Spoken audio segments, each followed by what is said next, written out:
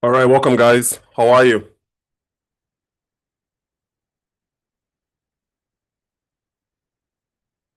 How's it going? What's going on? What's going on? Welcome back. Day four, continuing our coverage of Davos 2026. Today we're going to be talking about Nigeria's investment risks, capital hesitation. We're going to be analyzing some positions and postures by what? The WTO, World Trade Organization Director, Dr. Ngozi Okonjo-Iweala, who also happens to be a Nigerian national. She runs the WTO. In addition, we're going to talk about Yusuf Tuggar, the current Minister of Foreign Affairs in Nigeria. Welcome. Hey, listen, look at the chat window. To the top right there, you'll see a Zoom link. This is for callers. If you're interested in calling in into the program, I would love to have you on. So glad to have you guys. Glad to have you guys. Like I said, day four, week-long World Economic Forum happening in Davos, Switzerland right now. It ends tomorrow, January 23rd. It's been a very interesting week. This is, I've been following this event now, this economic forum now, since January 19th. Lots happening in the global economic space. A lot of companies and world leaders are there right now. Everybody is positioning their country. Everybody's looking for deals. It's a great time today and for the next, what, 5 years to optimize for productivity. I think a lot of the companies there right now and a lot of the nations there right now, 65 heads of state right now, everyone is selling their own version of productivity. That's the hot button topic happening in Davos right now, in addition to artificial intelligence, and we're going to get to that. You see, mobilizing hit the topic. As far as like Nigeria's investment risk, capital hesitation.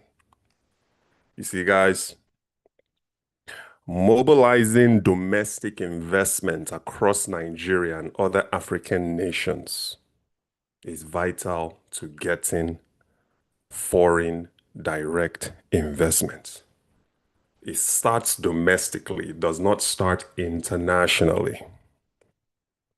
Now, hats off to the WTO director, Dr. Ngozi Okonjo-Iweala. In my opinion, I think she's the only person right now that's approaching the Nigerian narrative in Davos with some level of humility. You see, Dr. Okonjo is not beholden to the Nigerian government. She's not on the Nigerian government's payroll. She doesn't work for the president of Nigeria. So if there's one person we all should be paying attention to, should be her point of view, the way she sees the Nigerian economy, the way she sees the Nigerian investment landscape, because she has to take a neutral position. She observes the world and then she reports on what's happening in the geopolitical landscape. What are countries doing? Where are some of the challenges? And maybe where are some of the slight opportunities? And then she presents her observations and allows you, people like me and you, nations, presidents like Bola Ahmed Tinubu, to form their own conclusions. So we have the benefit of having Ngozi Iweala at that position. She does not represent Nigeria per se. You know what I mean? She's just a Nigerian national. She's a Nigerian citizen who just happens to sit at that role. And part of her, I guess, responsibility is to advise world leaders on what's happening economically across the world. So she Advises Nigerian presidents as well, including the current sitting president, Tinubu, right now. Unlike, let's say, someone like what? Tuggar, that works directly for the president. Their narrative is a little bit skewed. They are trying to sell the Nigerian dream. They're out there in Davos, people like Tuggar and Jumoke Odunwale selling Tinubu's dream, which does not really correlate with the current realities on ground right now in Nigeria. It doesn't add up. While I do respect the WTO director, there's one position that she currently sits on right now that I disagree with. Respectfully, and that position is her narrative that Nigeria should aggressively court foreign direct investment. You see, that is the only thing that I disagree on, respectfully, with the WTO director. Charity begins at home. You guys have heard that saying.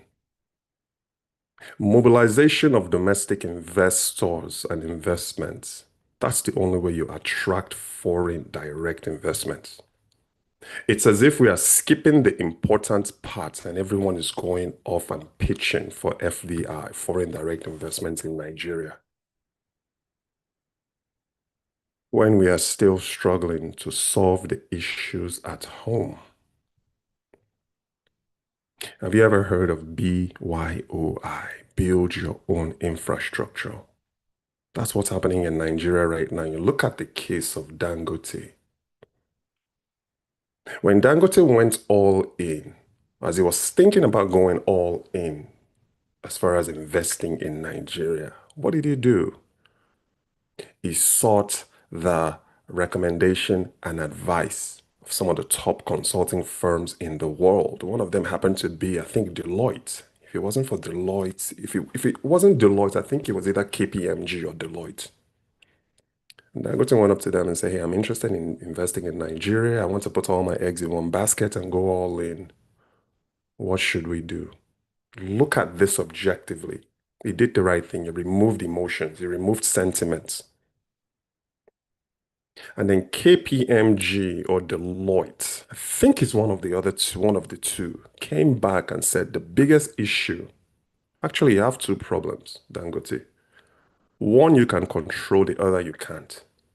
The one you can control is the issue of energy, electricity. That's the first one. The second one you can't control, and that's the issue of policies. Inconsistent, all ever revolving Nigerian policies. So now you say, okay, what I'm going to do is I'm going to focus on what I can control. What did Dangote do? He built his own grid. See, that is infrastructure, that is systems. Dangote did not depend on the Nigerian government to build a grid for him. He built his own grid so he can control electricity and energy, which is the baseline for everything that we do in this life. Without energy, we can't do it. So that's one thing Dangote could control. If you look at the ports, I know everyone right now is singing the praises of Dangote oil refinery. Nigeria is even at the forefront now saying, oh, our refinery. No, it's not. It's not your refinery, federal government of Nigeria. It's a private sector business. Dangote invested 20 billion of his hard-earned money to build the Dangote refinery right now that Nigerians are all over the world now parading as theirs. It's not yours. It belongs to Dangote. I said it yesterday. The capital closest to the risk has to invest in the area first before capital that's further away from the risk can invest. So Dangote put his money where his mouth is. He should be a blueprint for how to do business in Nigeria. He invested within first.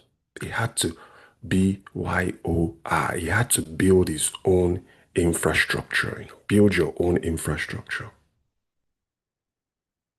The ports that Dangote uses to import oil, every systems that Dangote has, as far as the Dangote oil refinery is concerned, Dangote built it from the ground up. There weren't existing systems built by the federal government of Nigeria. This was all private sector built. Dangote should have been, honestly, in my opinion, should be in Davos, not the other people that they sent.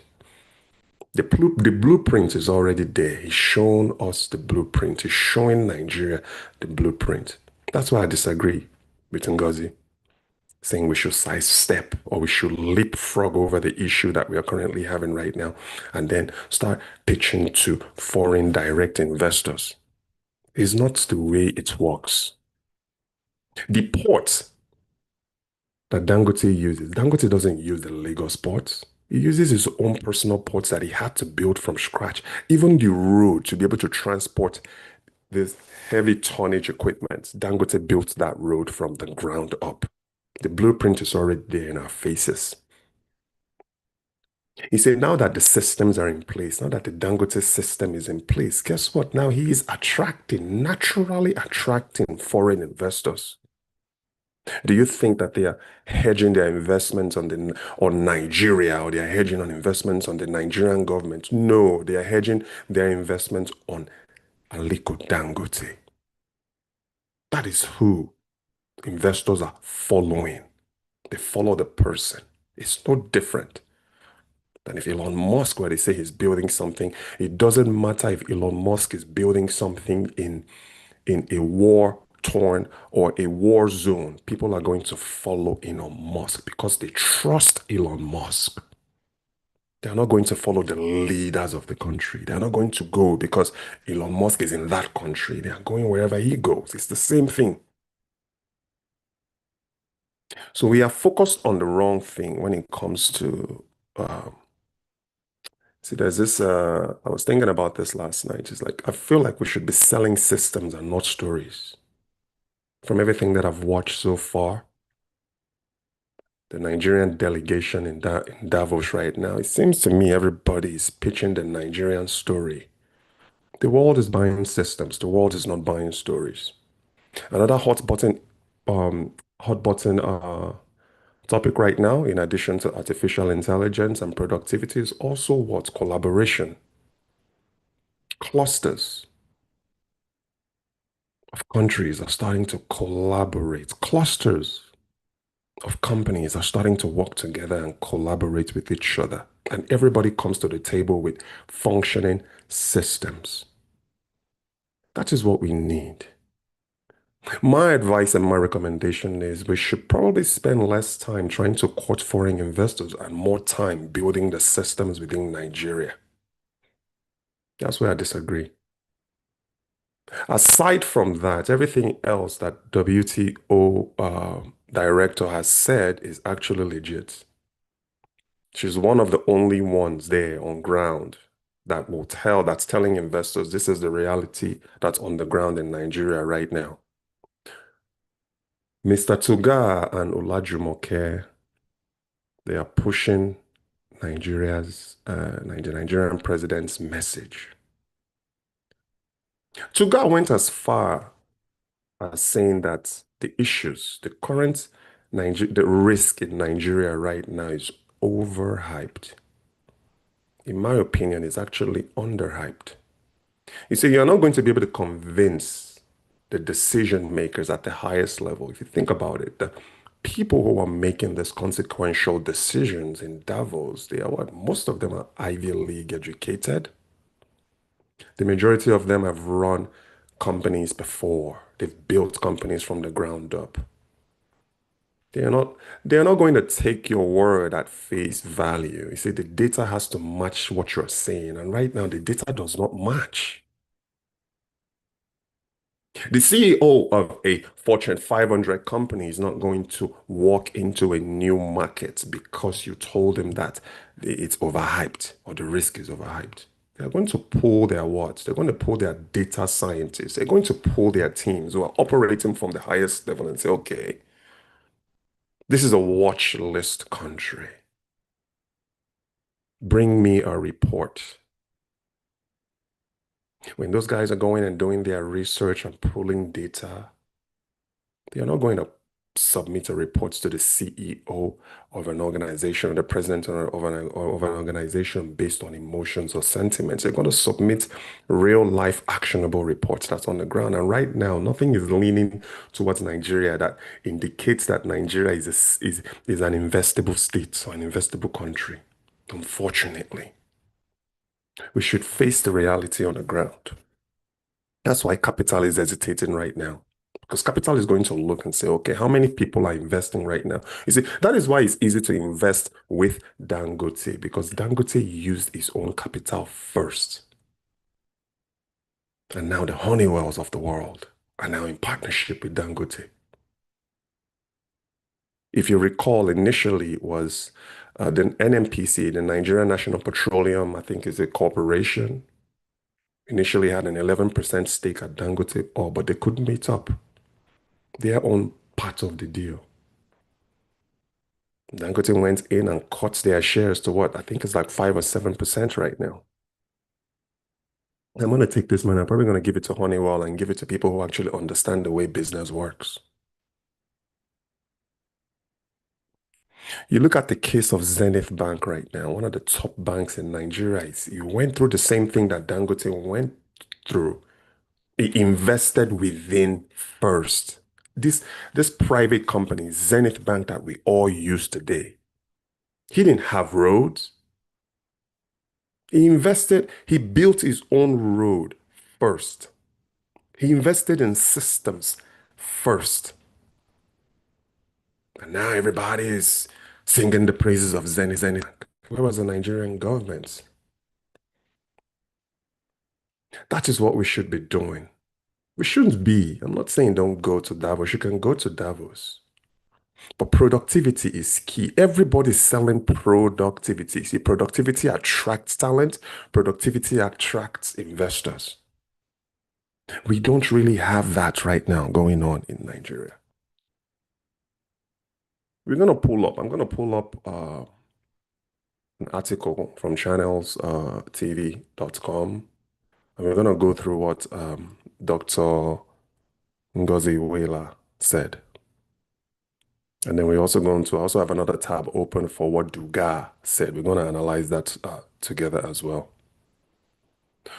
So while everybody's talking about productivity in Davos, Nigeria is still talking about raw critical minerals. See, high productivity equals high economies. Low productivity equals low economies. The data is there. The data is front and center. In my honest opinion, I just don't see. There's no, besides Dangote oil or Dangote refinery, industrially, infrastructurally, I just don't see any systems within Nigeria that I can say has the advantage on the world stage. What systems do we have? Everything that we use, think about it, uses chips. I'm speaking to you right now in front of a computer, talking to you right now through this microphone. I have a 50-inch screen TV to my left. Electronics that we use, the cars that we drive, everything needs chips, CPUs and GPUs. Let's not talk about Nigeria. Let's just talk about the whole entire Africa as a whole. How many African companies can you count that's in the chip manufacturing space? If everything in the world uses chips, why are we not playing in that sandbox? It's as if we are a specialist. We specialize in just going and selling rare earth and critical minerals. What about the productivity aspect of it? What about the in-continent manufacturing, in-country manufacturing aspect of it? This is what the world is buying. This is what attracts foreign direct investments. Guys, it's not sentiments. It's not going out there and trying to be the loudest in the room. The decision makers, they don't get riled up by noise. They get riled up by results. Show me what you are doing. Show, don't tell. Show me the productivity of Nigeria. Give me a reason to come in by showing me what you are doing. You are not going to have me come in by telling me what you are doing. These guys have seen it the world over. They're not interested in noise. They're not interested in the toasting and the courting. They are interested in results. And the data has to support what is currently on ground.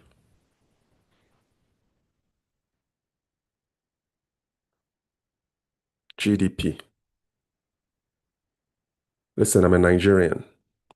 Born and bred in Nigeria, live currently in the United States of America, covering enterprise US Nigeria markets. When you look at the global GDP right now, Africa only contributes about 3% of that. Out of $100 trillion global GDP, the African continent only contributes $3 trillion combined. 1.5 million, 1.5 billion people combined only contributes 3% to the global GDP. And you look at a country like the United States, only 350 million people. Let's do the math. 1.5 divided by 300. Sorry, divided by 350. Is America even 350? It might be even 320. So the African continent has 4 times the population of the American population. 4 times. Actually, 4.2. The American population, 300 to 350 million people, accounts for 27 to 30% of the global GDP. That's $27 trillion and 27 to 30 trillion dollars. Let's divide that quickly. What is 27 divided by 3? 9 times more. See, that's a nation. That's a high productivity nation. It's a high productivity economy. Let's call a spade a spade. This is not an attack on the African continent. I'm just saying that we need to grow up.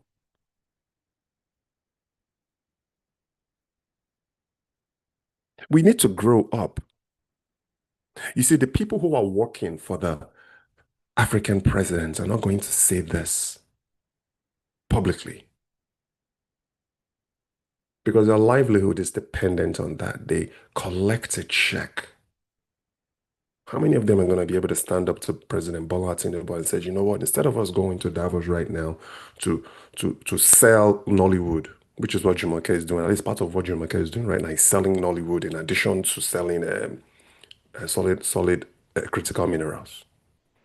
Why don't we build at home first? Semiconductors, GPU chips, they talk about Nigerian technology. Where is it? Everything is on paper, nothing is on ground. The data centers that the world is running towards right now, that everybody is building data centers right now, and guess what? There are ancillary sectors that will benefit from that. When you build a data center, electricians are going to have jobs. Plumbers are going to have jobs. Interior designers are going to have jobs. Painters are going to have jobs. The construction people are going to have jobs.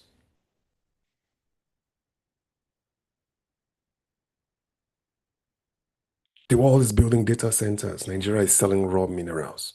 Not just Nigeria alone, other African nations are selling raw minerals. Guess what? We have the land space in Africa that data centers can be built upon. We don't have a leader in any sector, like I said. There's no single sector right now in the African continent that I can say that we have an advantage. It just seems everyone is just talking. Everyone is talking, you know? As far as the workforce, France is currently right now reskilling and upskilling its workforce to be able to compete in the world. The people behind all these technologies need to be highly skilled. Maybe not necessarily highly educated. I don't think you need to have an Ivy League degree, but you need to be highly skilled in something. France is doing a good job right now, upskilling and reskilling its its populace. Africa can do the same thing. When you have a skilled workforce, that also attracts people. Why do you think China is winning right now in manufacturing? The majority of the Chinese populace are skilled and reskilled in manufacturing. Where is Africa in this conversation? We got to move away from selling rare earth minerals and start building the capacities to be able to process and refine those rare earth minerals within the country of Africa.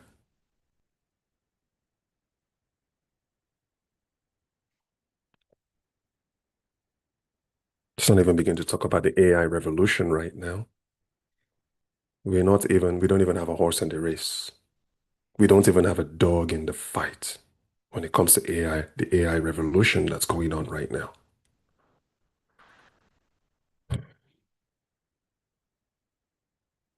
Now let's look at this. I'm going to share my screen with you.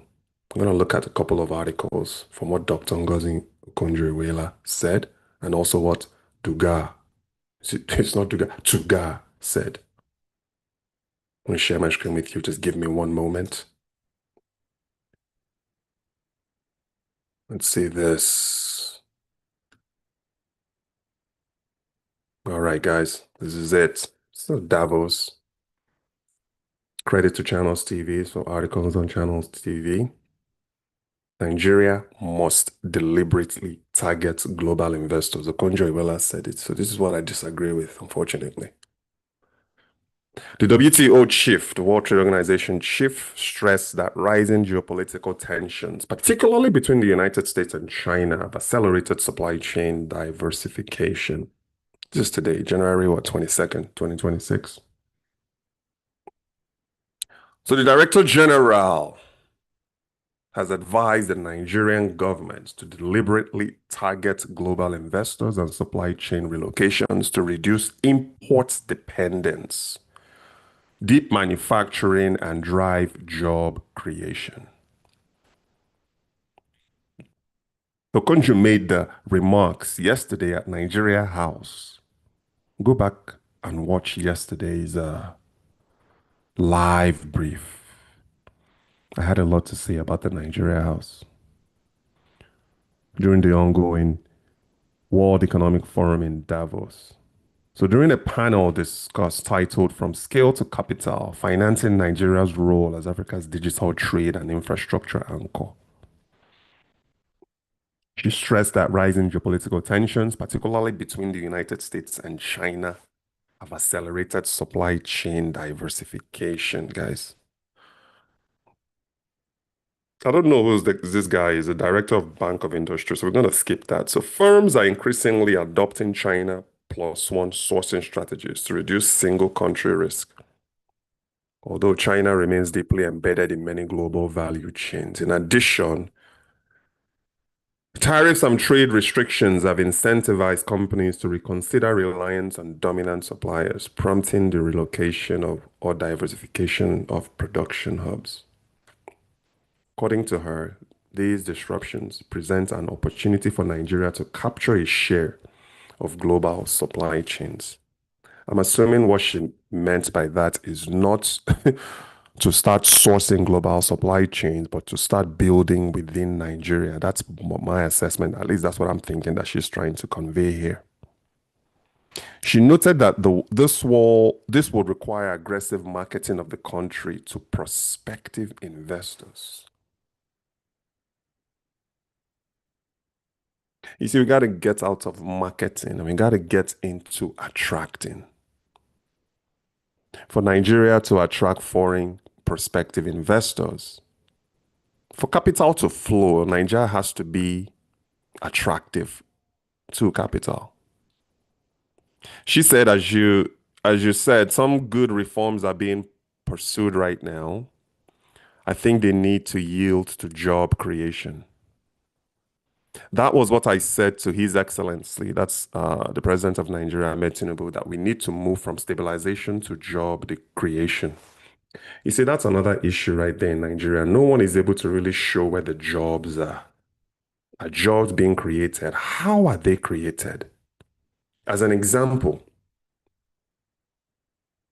when you build systems like a data center, I'm pretty sure even if that data center creates 500 to 1,000 jobs, you have to be able to tie that and show people that this is what's going on right now. Unfortunately, Nigeria is not creating systems. So for Okonjo to be advising the Nigerian president on job creation, it just tells me that that's not the focus right now. Everyone is talking about stabilization. Oh, we stabilize the currency. We remove fuel subsidy to so Nigeria can have extra cash to be able to build infrastructures. But where are those infrastructures right now being built? Nobody can say. Okonjo even said it. Said this is where we are lacking. We are lacking in job creation. If there are no jobs, there can't be consumer spending. If there are no jobs, people are going to migrate out of Nigeria. So right now, the president of Nigeria is not able to show the world that his reforms are actually creating jobs. You're looking at what?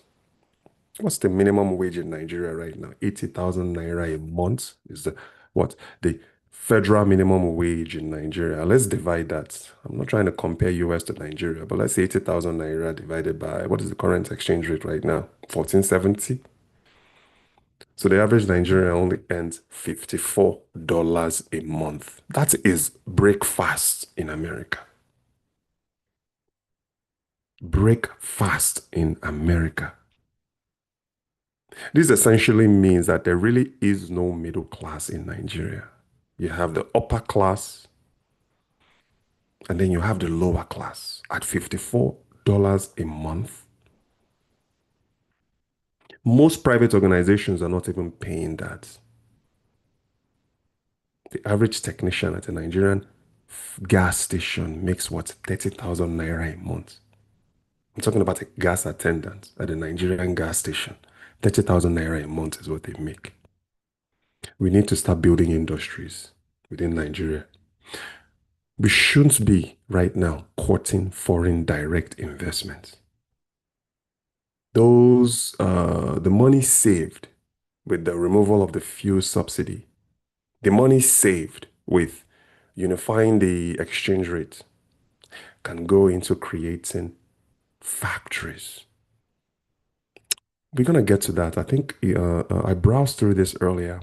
Yeah, I think Okonjo said something about that as well.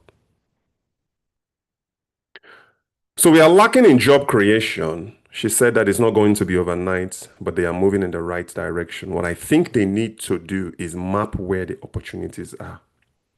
What I would like to see is a continued effort to attract investments into the country. You see, that's again, like I said to you guys, I disagree.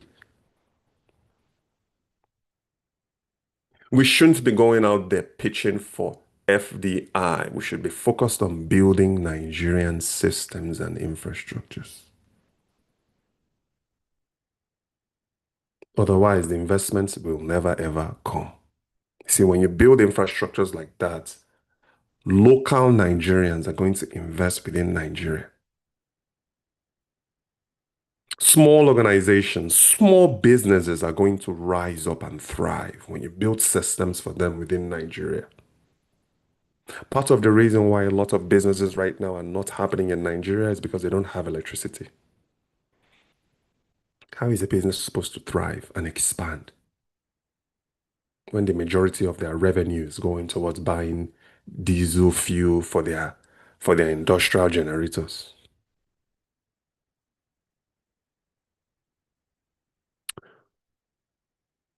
She said, like I said, what I would like to see is a continued efforts to attract investments into the country. I already said I disagree with that because there's an opportunity now to attract these supply chains. If there's one thing I would say is that everything we can do to showcase Nigeria as a country worthy of investment is what we should be doing. Yes, let's build at home. Let's work on the nation, improving the national grid, at least modernizing the Nigerian national grid. So people like Dangote don't have to go and build their own.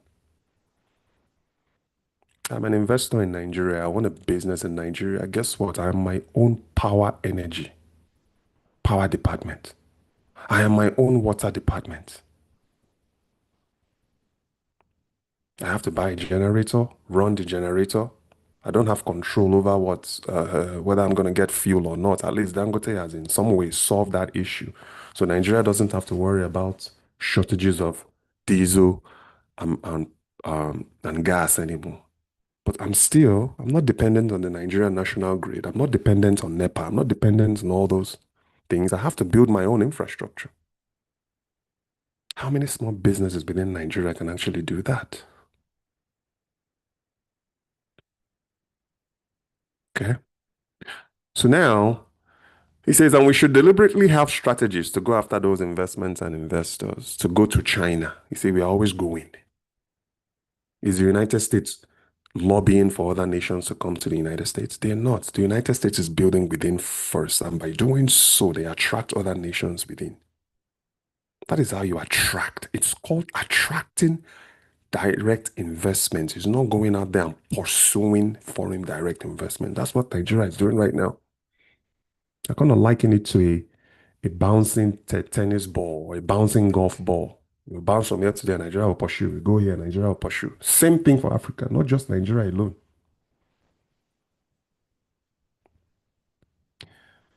So we should deliberately have strategies to go after these investments and investors, to go to China, the US, whatever it takes to come and invest in Nigeria. As companies seek to diversify supply chains, a lot of that movement is still within Asia. So even though people are moving away from China or diversifying away from China, a lot of the supply chain is still within the Asian continent, like Pakistan. You're looking at the Philippines, Thailand. Diversification is moving from China, but still within Asia, and India is another destination. We should attract a sizable chunk of that. I'm not saying all. Okay, then let's build supply chains within Africa using African labor, using African money. That's what we need to do. We shouldn't go off. The only leverage we have right now is what? What do we really have that people are buying? They are buying the critical raw minerals, right? So how long are we going to keep selling raw minerals? And even as we are selling all of these raw minerals, the companies that are coming into Nigeria or other African nations, they are not homegrown countries. They are still international countries. They'll come, they'll set up shop, and then when they leave, what happens? We default and go back. So we're saying we need to have homegrown. We need to have homegrown companies, homegrown systems, homegrown technologies. So we don't have to depend. She mentioned opportunity. This is an area of opportunity for the African continent as a whole. Yes, let's send our people to China to learn AI architecture. Let's send our people to, and then come back and build an AI database. Oh, sorry, an AI data center. That's what Nigeria should be doing. That's what Africa should be doing. He said we are giving up ground, we are selling our raw minerals, and then we are inviting other nations and other companies from all over the world to come in and set up their own systems and their own tech stacks and their own people within the African continent. That is not a win situation for me. That's a temporary thing. Let's build solar panels in Nigeria. Good point. You see what I'm talking about? Let's build within Nigeria. You see, now you are making sense, Ngozi. But in order to build solar panels, unfortunately, Mrs. Okonjo-Iweala, we need to have energy systems. We need to have what 24/7 electricity. Maybe we should start there. You're not going to be able to build a sustainable uh, solar business running on generator and NEPA. All of this is already there in our, or the writing is on the wall. It's already there. We just need to execute. Ngozi Okonjo-Iweala said we are importing, but we can also manufacture. We have the renewable capacity. Where? Where is the renewable capacity? I don't know where that is.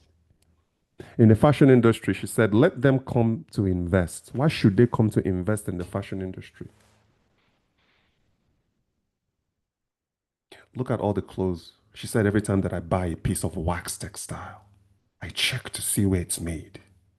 Let's attract investments to make it at home rather than elsewhere. Many of the shiny new textiles we are wearing now, all of you wearing Ankara, I'm one of those. I wear Ankara as well. Ankara can be designed in Nigeria, but the fabric itself is not made in Nigeria, it's made abroad. Ngozi Okonjo-Iweala said it. They are not made in Nigeria. For you to design an outfit, you're going to need fabrics. We don't have that capacity. The Nigerian textile industry does not exist. As a matter of fact, it's not even the Nigerian textile industry. I'm talking about the African textile industry does not exist. Africa doesn't have a textile industry. I was at the Magic Fashion Show in August. I'm actually attending the next one again in a month here in Vegas. I spoke to a lot of Ghanaian um, fashion manufacturing houses in Ghana, and they told me point blank that they still have to import textiles and import fabric from abroad to be able to sew the Ghanaian outfits. Same thing with Nigeria. Anybody that tells you right now that Africa has a textile industry is not being honest with you. I won't go as far as saying that they are lying. I'm going to say that they are not being honest because we don't have a textile industry. You see, the people who control the textile industry controls the world. We are still consumers. If we're buying the fabric needed to make the product and the shirts and the pants and everything, the cottons, we are still importers. We got to build within. What is preventing Africa? We used to, for those of you who grew up in the 80s, didn't we used to, talking about Nigeria now, didn't we used to have a textile industry? We used to have a robust textile industry back in those days. I've always told you guys that Nigeria has a maintenance problem. We don't really maintain anything. We can't keep a sector thriving. We don't have leverage in anything. We don't have an advantage in any sector. We need to start having this heartfelt, deep, hard conversations within ourselves.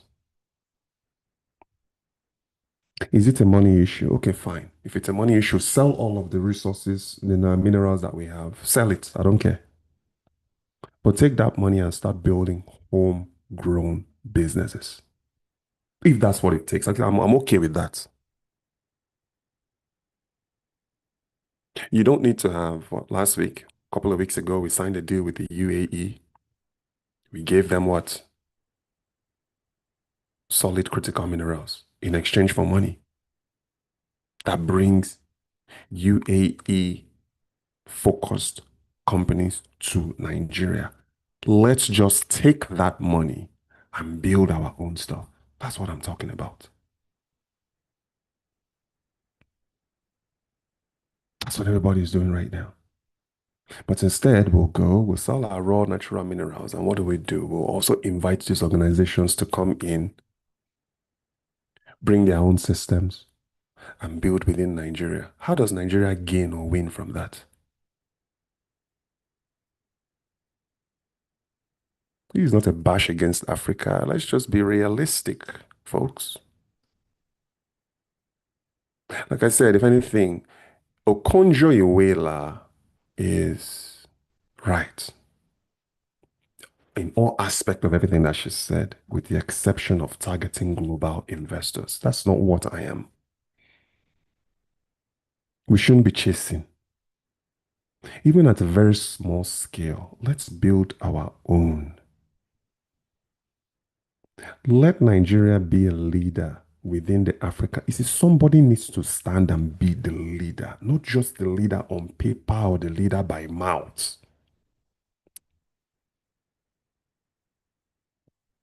Nobody wants promises anymore. Show us what you are doing. Then and only then can we start attracting people to Nigeria on Nigeria's terms. You see, right now, they're running around targeting global investors, like Okonjo-Iweala said. Let's say if a company out there decides to come to Nigeria to invest, guess what? We are going to operate on their terms. Now, let's look at this guy. Let's look at this guy. This is this guy, Tuggar. The one that said that the Nigerian race is overhyped at Davos. This man went to Davos and said, hey, this so-called Nigerian race that you guys are always overhyped. It doesn't exist. As a matter of fact, uh, dismiss everything that you've heard about the Nigerian investment climate. None of that is true. It's all overhyped. It's all made up. And just come. That is what the Minister of Foreign Affairs, Tuggar, wants CEOs to do. Just, it's overhyped. As if I'm a CEO, I'm going to risk my job on what you are saying. Am I not going to do my research on the country? I actually think the Nigerian economic risk is underhyped. You see, but Tuggar wants you to believe that. He wants capital to believe Nigeria is overhyped. High risk climate like Nigeria. He stands. Let's go ahead and read this. Nigeria's economic risk are overhyped. Tuggar tells foreign investors. So you imagine sitting across Jamie Dimon, the CEO of JP Morgan, who has all of the global data at his fingertips, and you are telling him that Nigeria is overhyped. These are the people that we're going after. This is the capital that we're going after, right? Tuggar said this. Tuggar said, he stands follow the Director General of the World Trade Organization, Dr. Okonjo-Iweala's advice to the Nigerian government to deliberately target global investments and supply chain relocations to reduce import dependence, deepen manufacturing, and drive job creation. Let's go ahead and see. Come on, channels, you couldn't even do better with this picture. This is a highly pixelated photo. So the Minister of Foreign Affairs, Yusuf Tuggar, has urged international... How many minutes am I in this thing? 10 more minutes and I'm out. Has urged international investors to look beyond the security challenges facing Nigeria. Oh, beautiful. We have security challenges. Oh, by the way, just look beyond it. Just act as if it's nothing. I bet you I bet you that 8 out of 10 Nigerians, 80% of Nigerians will differ, will beg to differ.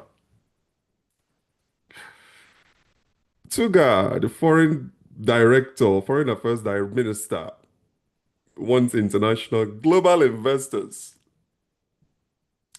Okay, we just barely got off the EU sanction list of being a participant in financial money laundering and terrorism financing. Remember, Nigeria was on that list. We just got off.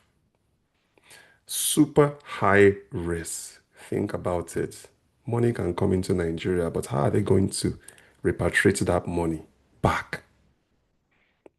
If you're in the United States right now, you're investing in Nigeria, one thing you should be thinking about is how are you going to get your money back? You see, security doesn't always have to be a physical thing. There's financial security, there's systems insecurity. Most people always think security is all people carrying guns and causing issues. It's deeper than that. All of this is an encompassing risk in Nigeria. Yusuf is telling you or telling investors, foreign investors, to dismiss that, saying that the reported geopolitical risks were exaggerated. Is this the kind of person that we want? Is this the kind of diplomats that Nigeria is putting on the world stage? You see, we need more people like Ngozi Okonjo-Iweala that's going to skin the cat and tell it like it is. She said Nigeria is highly dependent on importation.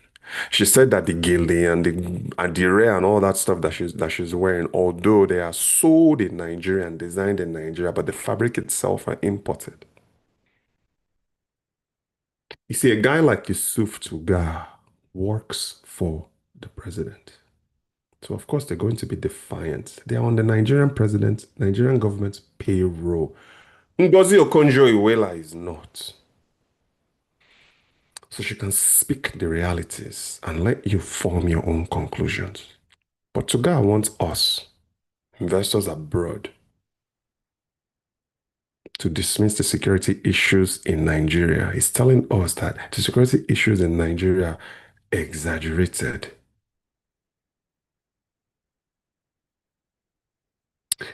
Eroding foreign investors' confidence in the country. Speaking when he was featured on CNN on Tuesday at the ongoing World Economic Forum in Davos, Tuggar noted that incidents of insecurity being recorded across the country are isolated cases and not the reality across the country.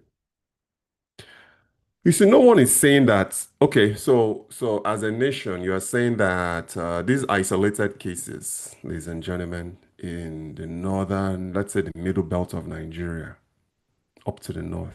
See, what the guy is saying is those areas, yes, we agree, there are no-goes. But we also have areas like Lagos and Abuja, maybe Akwa Ibom that are safe to invest. Isn't that 50% of the country that is uninvestable? And he said here, it's not the reality across the country. So how is that an accomplishment? We shouldn't even have these isolated cases at all. You see this homegrown domestic issue that I'm talking about? Capital is afraid of Nigeria. Foreign investors are afraid of Nigeria. I shouldn't say afraid. Let's just say they are hesitant. And until these security issues, you admitted it that they are isolated cases, meaning they exist, but not all across Nigeria. They exist in pockets. Why don't we work on eradicating those issues domestically first, so you can then open up Nigeria from a 50% investable nation to a 100% investable nation like the United States of America, most European countries? Tuggar said, according to him, instability in the Sahel has spilled into Nigeria. Isn't Nigeria the leader of ECOWAS? What do you think the United States is doing, taking a proactive stance to ensure that terrorist cells don't have a place to harbor in the world? That's what the United States is doing. Pre 9/11, the US was mostly reactive. Post 9/11, the United States became proactive. Nigeria, as the leader of, so called leader of Africa, why couldn't we take steps to be the US version of Africa? Stop these issues before they arise and spill into Nigeria. Do you think global investors, Mr. Tuggar, care? All they know is that these issues have spilled into Nigeria. They don't care where the origin is. Guess who allowed it to spill into Nigeria? The Nigerian government allowed it to. With our porous borders, we allowed it to. You look at your neighbors. I'm glad at least we stopped what happened in Benin Republic.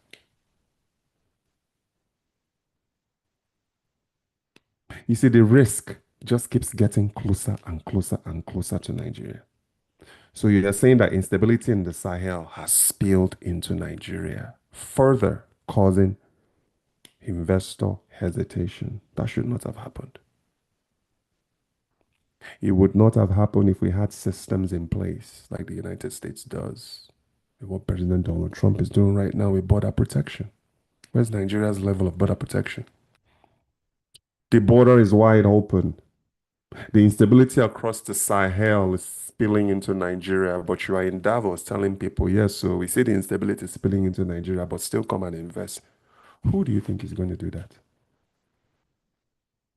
He went as far and as saying that we are urging investors to treat us the same way they treat other countries. What same way are you talking about? You see, investors right now are investing in China. They are investing in India. They are investing in Mexico. Those are safe haven. Investors look at those places as a safe region. There might be a percentage though of what it's looking for. Like there's a threshold. Like if it gets to, let's say, more than XYZ ABC percentage, we don't even touch that area. So when you're saying that, treat us the same way, you see, doesn't that come off to you as a begging posture? You see, if you already have systems in place in Nigeria, you shouldn't have to beg. You should just go. You're sitting across CNN. You should be saying, these are the jobs we are creating in Nigeria. These are the AI centers that we've built that employs XYZ people. Nigeria currently, I'm speaking out loud here, guys. It's not a reality. If you look at what China is doing right now, 4,000 5G enabled factories are currently in China at the moment. Nigeria does not have one. Guess what? Guess what? Each one of those factories employs people. They support ancillary sectors like the plumbing sector and the construction sector and the interior design sector. We don't have any. Two guys begging. Two guys kneeling down. Two guys saying, please treat everybody else like treat us like you're treating everybody else. I'm sorry to God, that's not the way investment works. He said that the fact that there were isolated incidents in some places in the country does not mean that we know that it's not the entire country. The fact that you're allowing these isolated pockets of issues to happen. And the thing about it, guys, if you think about it, isn't it over and over and over again? How many Niger attacks can Nigeria stand? How many Borno attacks? You see, an isolated incident is maybe once, maybe twice, but it's as if this thing is on a weekly basis. Who disagrees? The Kirby situation that happened with the abduction of the teachers and the students, didn't they just have another Kirby issue a couple of weeks ago? So it's not about you saying these are isolated incidents. It's a recurring incident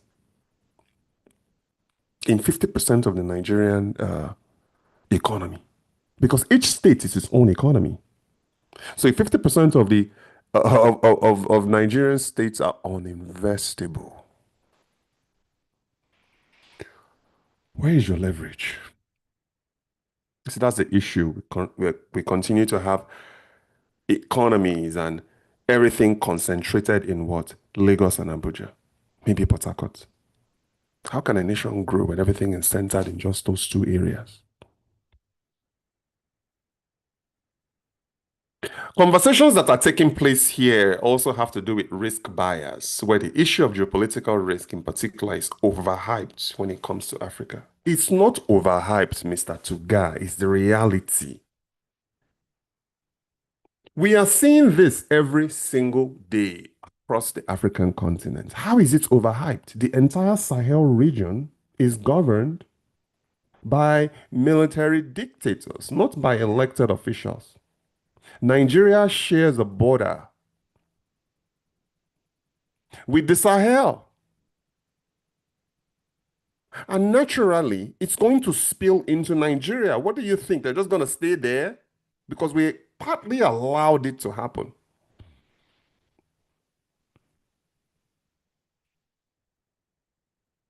It's very important to see the conflict for what it is. It's a regional conflict that has spilled into Nigeria. It is not removed from the conflict in the Sahel. It is not removed from what happened in Libya many years ago. It's not removed from the proliferation of weaponry of fighters and climate change issues and so many other complex issues. Tuggar said the government is working with international partners, including the US, to target bandits and terrorist groups in their hideouts. The minister also said Nigeria is actively engaging investors and pushing back against an exaggerated risk narrative around Nigeria's economy. Again, it goes back to begging. We are urging potential investors to treat us the same way. Stop, Tuggar.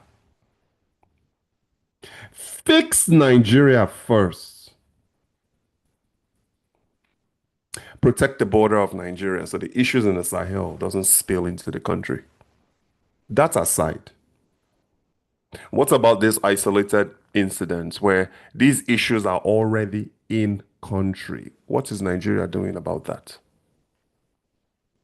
Do you ever envision, guys, in your lifetime, would you ever see a peaceful Niger state or a peaceful Borno state? Would you,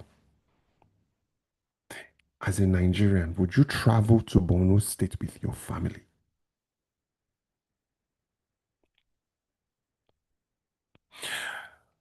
The minister said Nigerian foreign reserves has risen to about $43 billion. Okay, fine. Now, what are we doing with that $43 billion? We're not building anything. We're just saving it.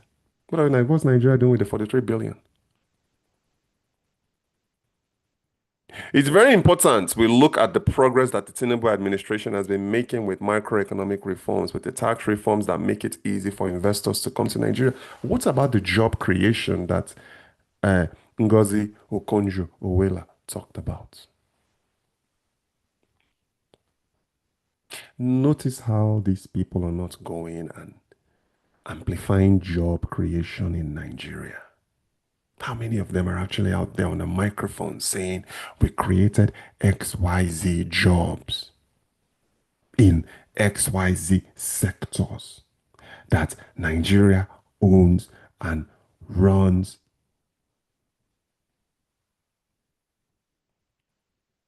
We are not going to be able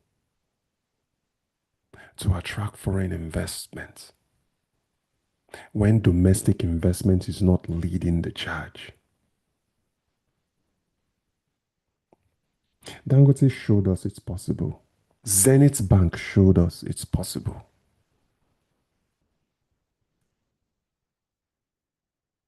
Investments has to start domestically first. We got to put our money where our mouth is. It's not going around chasing investors and chasing US dollars. You are chasing a girl that's running away from you. What leverage do you have? That's what Nigeria is doing. You are calling somebody that's not calling back. You are toasting somebody that's not toasting you back.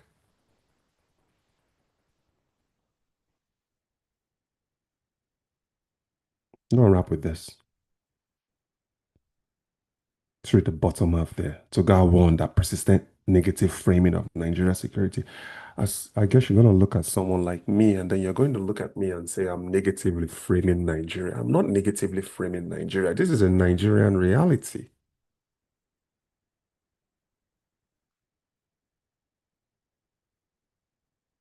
You notice that in this article or in the CNN interview that Tuggar is not talking about specifically what Nigeria is doing to stop these pockets, these isolated areas that's causing problems in the country. You have 50% of the nation discouraging investments in the entire country.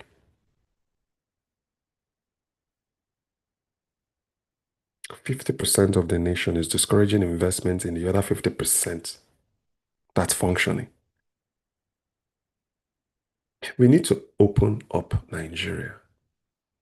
I'm going to close with this, and I know, you have them on a microphone saying Nigeria is open for business. With the way things are, with the current realities of Nigeria, unfortunately, I'm going to tell you that Nigeria is not open for business. Let's fix things internally first. I want to see sectors, homegrown sectors built in Nigeria. I want to be able to come in and document the development and the construction of Nigeria's first data center. That's what gets me excited. Don't you think that the likes of the CNNs of the world won't come to cover that?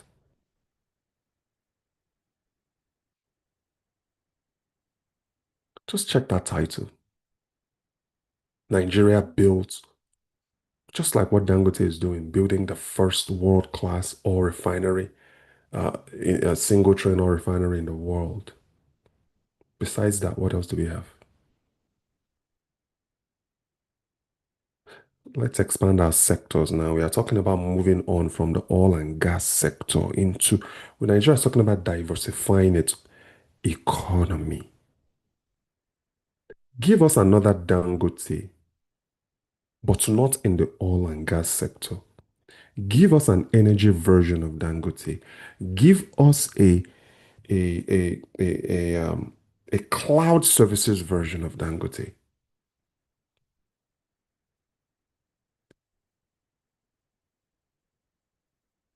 That's what Nigeria wants. That is what attracts investment dollars. I'll catch you guys tomorrow. Tune in tomorrow for the next. We're gonna close tomorrow. Remember, tomorrow is the last day of Davos. I'm gonna round it up tomorrow. It's been fun. It's been fun covering this. The World Economic Forum in Davos. It's been fun bringing you guys some high level content, trying to get you guys to think a little bit differently. Ultimately, you're gonna form your own conclusions. Guys, the time of talking is over. We can't talk our way into progress. We got to start building and showing. We got to start creating jobs. I was at Walmart the other day getting my oil change for my I drive a Ford F-150, and there was a sign on the wall. Let me pull up that sign if I still have it. I took a picture of it because I wanted to talk about it. I think I must have deleted it. That said that this garage, this mechanic garage, Walmart has their own oil and change, oil and oil change garage where they fix cars and then they rotate tires and change your oil. So the sign on the wall said that this garage is regulated by the state of Nevada.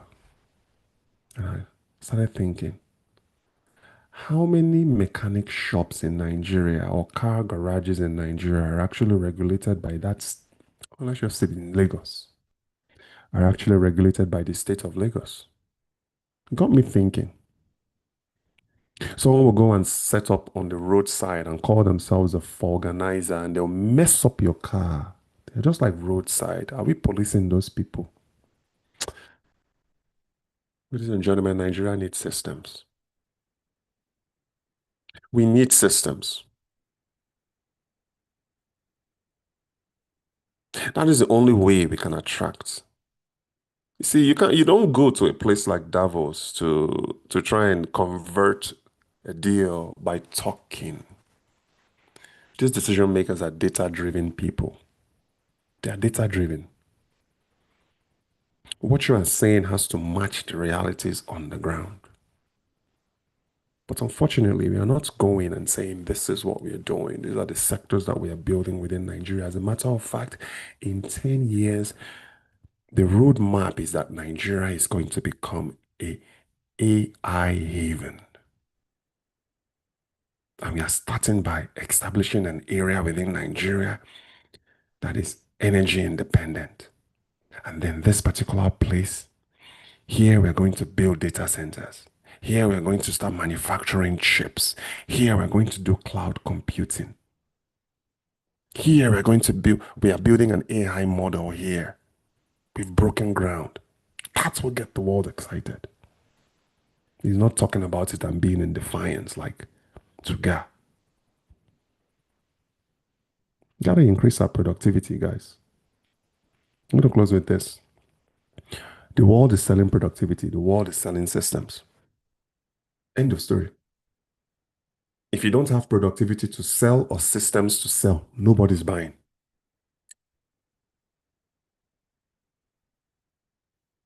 And you cannot beg your way to investment.